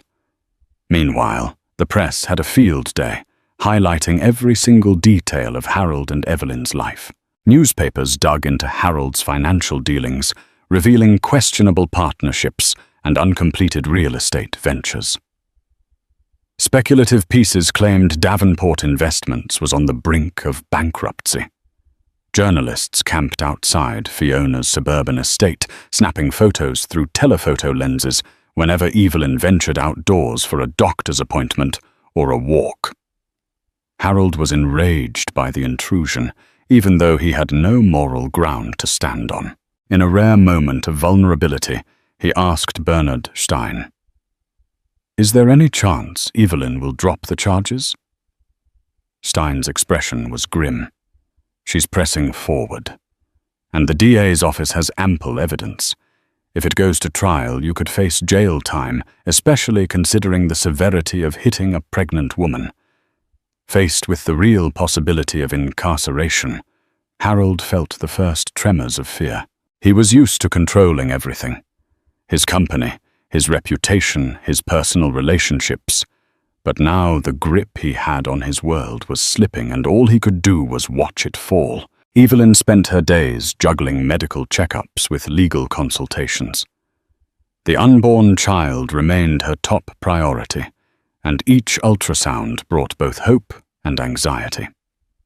Would the baby sense the stress roiling through her? She tried to soothe her mind with prenatal yoga recommended by her therapist. The sessions offered brief respite, but the looming trial kept her nerves on edge. Her therapist, Dr. Anita Green, encouraged her to confront not just the slap, but all the emotional abuse and neglect she'd experienced in the marriage.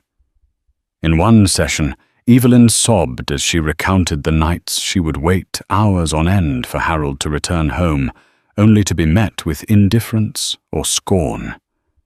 She realized that the violent act at La Belle Étoile was just the tip of a dangerous iceberg, and recognizing this made her simultaneously furious and fearful. Meanwhile, Harold's lawyers tried multiple strategies, proposing a private reconciliation, dangling a generous financial settlement, and even floating the idea of joint public statements about marital discord. Each offer was swiftly rejected. Evelyn was no longer the timid spouse who would do anything to keep the peace. The baby changed everything for her, instilling a fierce resolve to ensure a better future, free from deceit and fear. Late at night, Evelyn lay awake in Fiona's guest bed, replaying the slap in her mind. She saw Harold's eyes burning with rage, felt the sting on her cheek anew. For the first time, she truly comprehended the fragility of her own existence and her child's. She had loved Harold once deeply, but she couldn't excuse what he'd done. In that dark stillness, she resolved to see this through to the end, no matter how daunting the road might be. As the trial date approached, both sides engaged in a flurry of legal maneuvers. Bernard Stein filed motions to suppress certain witness testimonies and to dispute the chain of custody for the restaurant video. The prosecution, led by James Underwood, countered with motions of their own, seeking to highlight Harold's history of emotional neglect and to call Serafina Rossetti as a witness. Serafina found herself in a precarious position. She had no desire to appear in court, especially knowing that the defense would paint her as a gold-digging mistress. Yet she also sensed an opportunity to exact some form of revenge on Harold for discarding her so callously once the scandal erupted.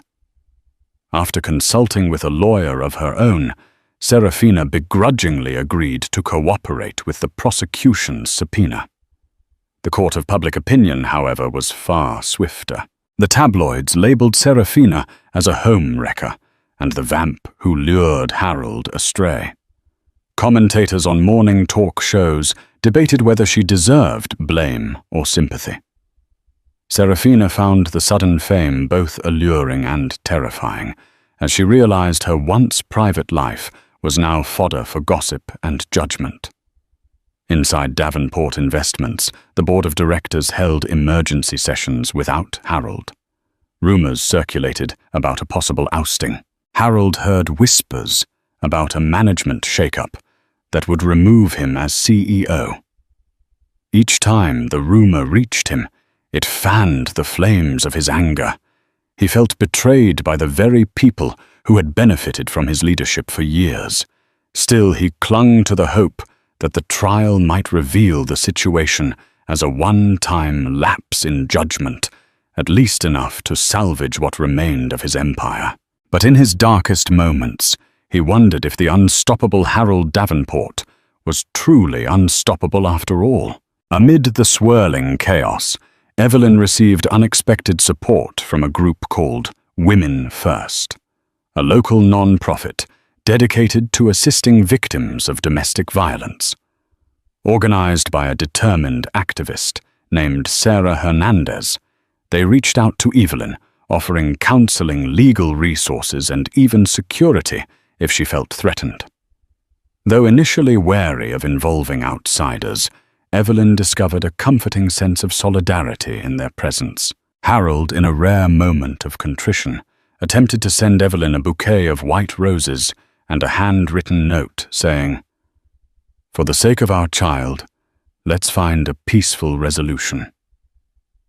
Evelyn never responded. She handed the note to her lawyer, who added it to the growing file of communications, unsure if it might be a ploy to manipulate the legal proceedings. Around the same time, a former employee of Davenport Investments named Marcus Lee came forward sharing that Harold had once verbally abused him in a private meeting. Marcus provided an affidavit describing Harold as a tyrant prone to explosive temper tantrums whenever challenged. While this testimony wasn't directly linked to Evelyn's assault, it added to the damning portrait of a man with little regard for those around him. Evelyn started to wonder if she ever truly knew Harold at all. She had been entranced by his charm, his success, and the beautiful life he offered. Perhaps she had been just another piece in his carefully curated public image. This realization fueled her resolve for justice. She began to understand that the trial was about more than just a single slap. It was about holding Harold accountable for a pattern of abuse.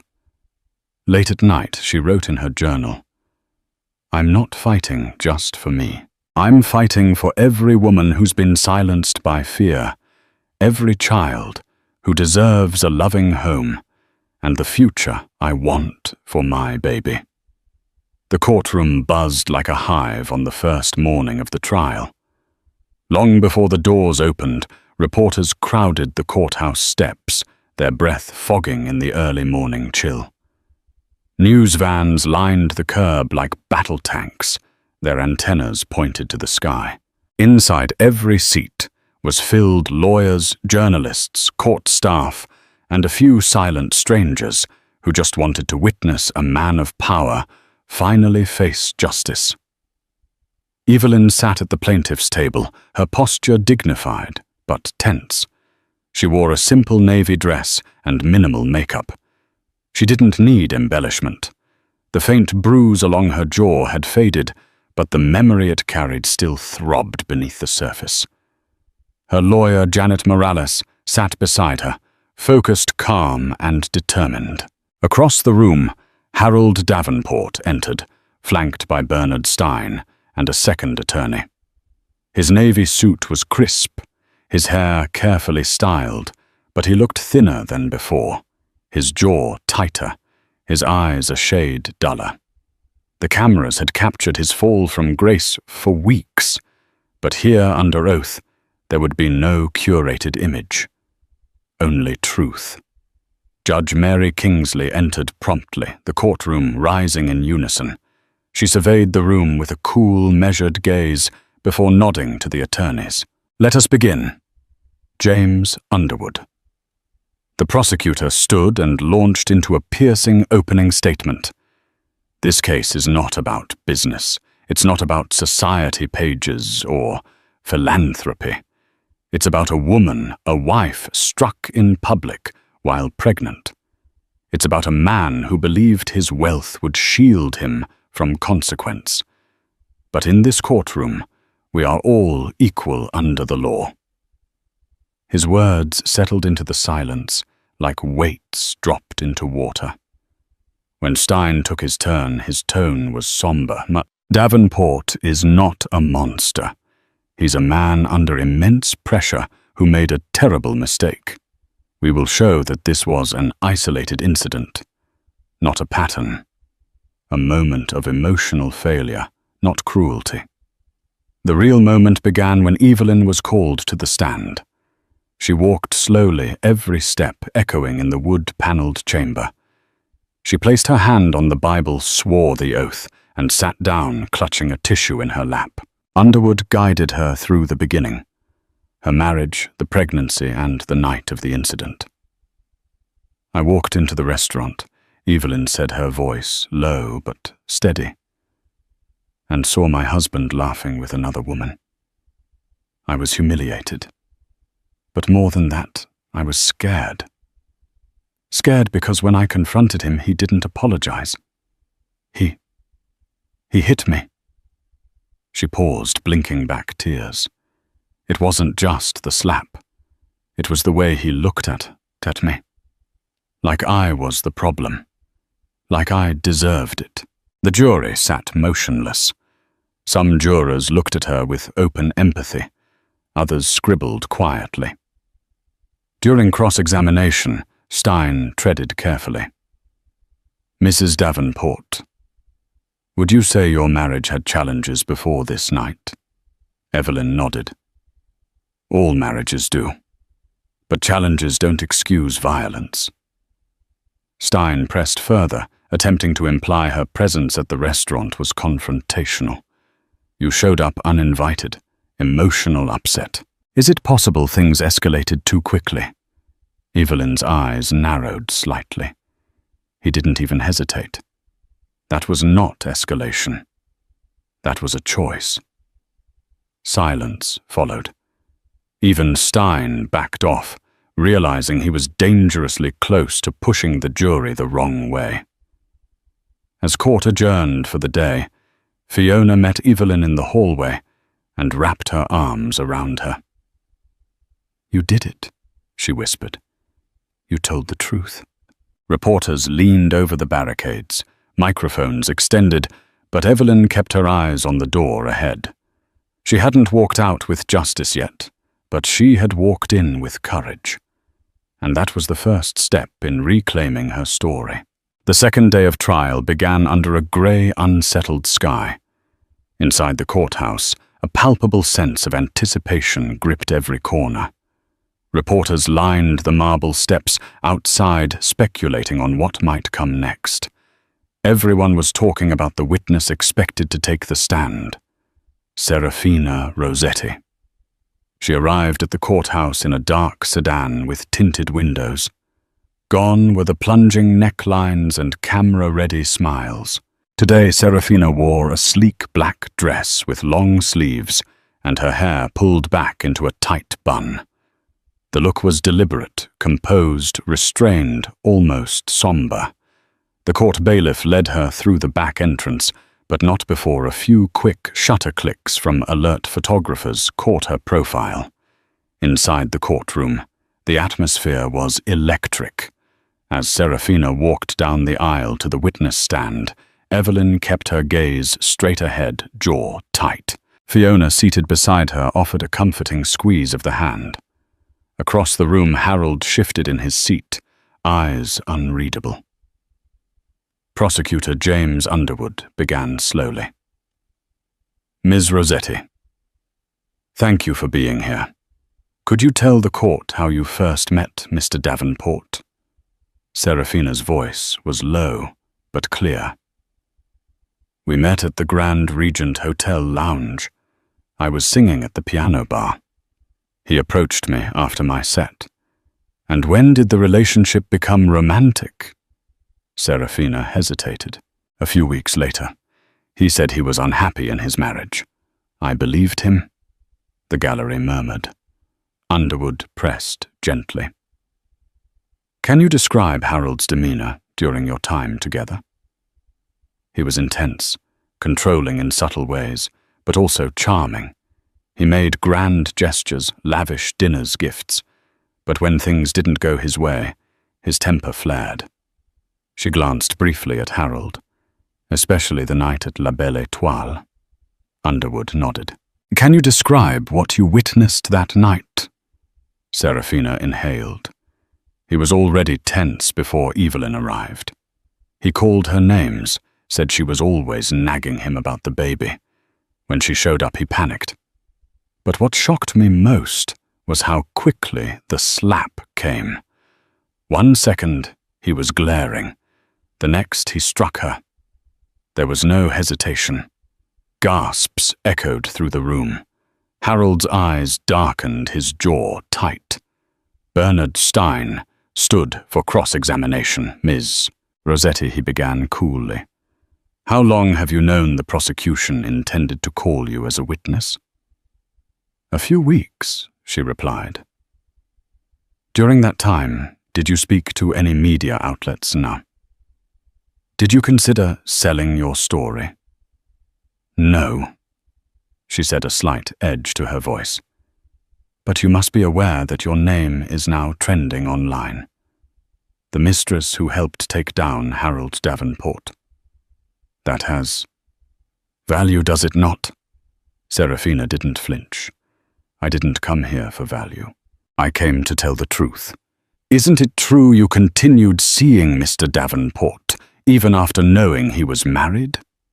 Yes, she said, her tone sharp now. But I never expected to witness violence. That changed everything.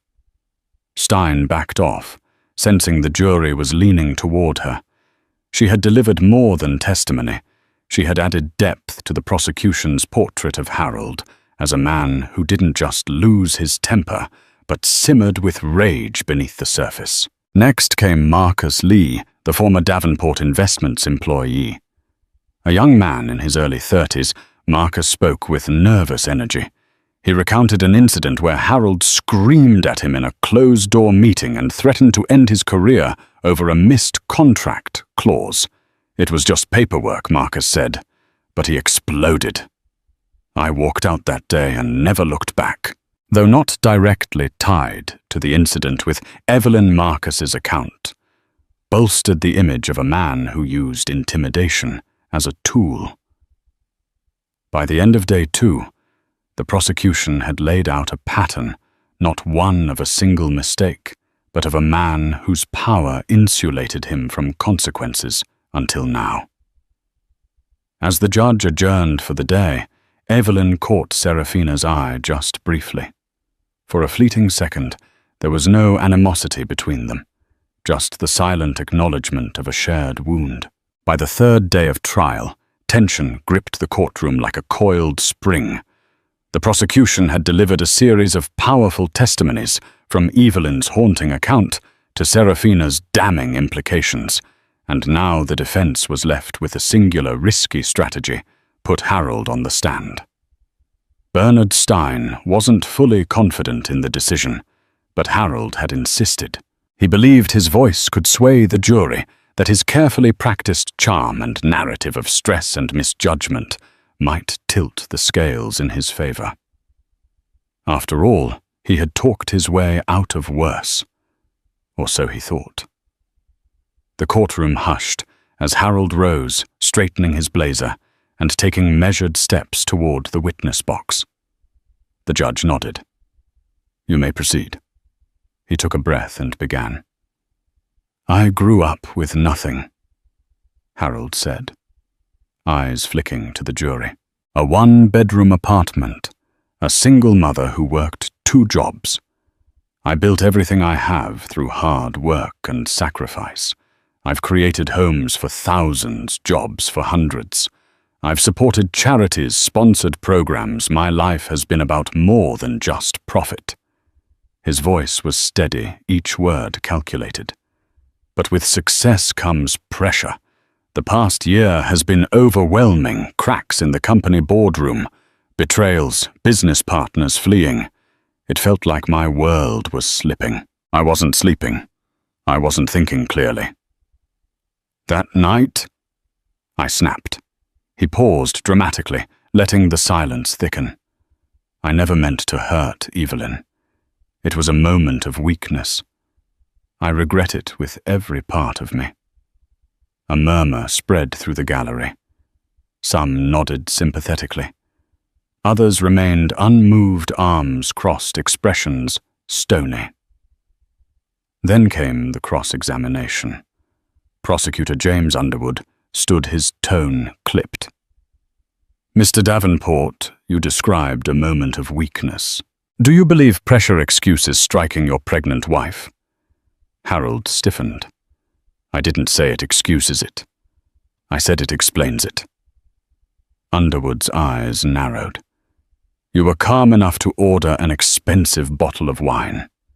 You were composed enough to laugh with your mistress, to pose for photos. But when your wife appeared uninvited, as you put it, you lost control." Harold's face tightened. It wasn't just her presence. It was the scene she caused. She was confronting you, Underwood pressed, not for cheating, but for betraying the vows you made while carrying your child. Isn't it true you struck her not because of stress, but because she shattered your illusion of control? Objection. Overruled. Harold hesitated, clearly flustered. I felt cornered. Underwood stepped forward, voice firm. Do you understand the risk you posed that night? Not just to Evelyn, but to your unborn child. Had she fallen, hit her head, lost the baby, would it still have been a lapse? The room fell into complete stillness. Harold's throat bobbed. Of course not. I regret it. Regret doesn't erase action, Mr. Davenport, Underwood said sharply, especially when that action is a violent assault. Stein winced slightly from the defense table. Harold's carefully built narrative was unraveling under the prosecutor's precision. After stepping down, Harold returned to his seat, visibly shaken. He leaned toward Stein, whispering something urgent, but his attorney's silence spoke louder than words. The damage had been done. In an effort to salvage the moment, the defense presented a slideshow of Harold's philanthropic endeavors, ribbon cuttings, charity auctions, photos of him handing oversized checks to children's hospitals. But to the jury, these gestures felt disconnected, like hollow set pieces in a life too carefully staged. From the gallery, Evelyn watched quietly, her fingers resting on her belly. The man on the screen, the smiling public hero, was not the man who had slapped her in front of a room full of strangers, not the man who had abandoned her emotionally long before that night ever occurred. As the day ended, Judge Kingsley announced that closing arguments would be heard the following morning. The jury would soon render their verdict. Outside, cameras whirred and anchors rehearsed their lines. Inside, Harold Davenport sat still, staring straight ahead. For the first time, he looked like a man who didn't know what came next. The courtroom felt like a pressure chamber ready to burst. After 5 days of emotional testimony, war confessions, damning footage, and countless objections, the air was electric with anticipation. Every seat was filled, even the overflow rooms packed with journalists and spectators watching via monitors. Evelyn sat flanked by her attorney, Janet Morales, and Fiona, who gripped her hand tightly. Her breathing was slow, measured, her eyes distant, as if she were trying to float above the gravity of the moment. At the defense table, Harold sat unusually still. Gone was the arrogant tilt of his chin, the impervious glint in his eyes. His hands were folded tightly in his lap, fingers interlocked, knuckles pale. Bernard Stein leaned in and whispered something, but Harold gave no indication he'd heard. His gaze was locked forward, staring into a future he could no longer control. The jury filed in each face, solemn, many avoiding Harold's eyes. The foreperson, a woman in her 40s, with firm posture and a trembling sheet of paper in hand, stood at the judge's cue. In the case of the state versus Harold Davenport, she began, her voice slightly cracking under the weight of the moment. On the charge of felony assault on a pregnant spouse, we find the defendant guilty. A collective gasp rippled through the courtroom, followed by stunned silence. Harold's body jolted, his shoulders dropping, as if the word had pierced something vital inside him. Stein placed a firm hand on his arm, a silent, grounding gesture. The weight of the verdict hung thick in the air. Judge Kingsley's gavel struck once, commanding attention. Sentencing will be scheduled in a separate hearing. Court is adjourned. As the room stirred back to life, murmurs, whispers, and camera clicks erupted like distant thunder. But Evelyn heard none of it. Her eyes welled with tears, a silent flood of emotion, too complex for words' relief, vindication, heartbreak, and grief all mingling at once. She pressed her hand to her belly, whispering a silent vow of safety and strength to the child within. Harold remained seated for a moment longer, staring blankly ahead. Then, as deputies approached to escort him out for legal processing, he finally turned. His eyes met Evelyn's across the room. They held each other's gaze for a beat, hers steady, unwavering, his clouded with disbelief, perhaps even sorrow. But no words passed between them. In that final glance, something unsaid passed, a recognition that everything they had built was gone, shattered by the strike of a hand and the unraveling of trust. Whatever future Harold imagined, it would no longer include control, reputation, or redemption on his terms. Outside the courthouse, the press surged forward, but Evelyn remained shielded by Janet and Fiona. Sarah Hernandez from Women First stood nearby, offering a warm, silent smile of support. Evelyn looked up at the sky, the sun breaking through a blanket of clouds, and for the first time in months, she exhaled without tension. She had done the unthinkable, stood up to a powerful man, not for revenge, but for her child, for herself, for every woman who had ever been told to stay silent.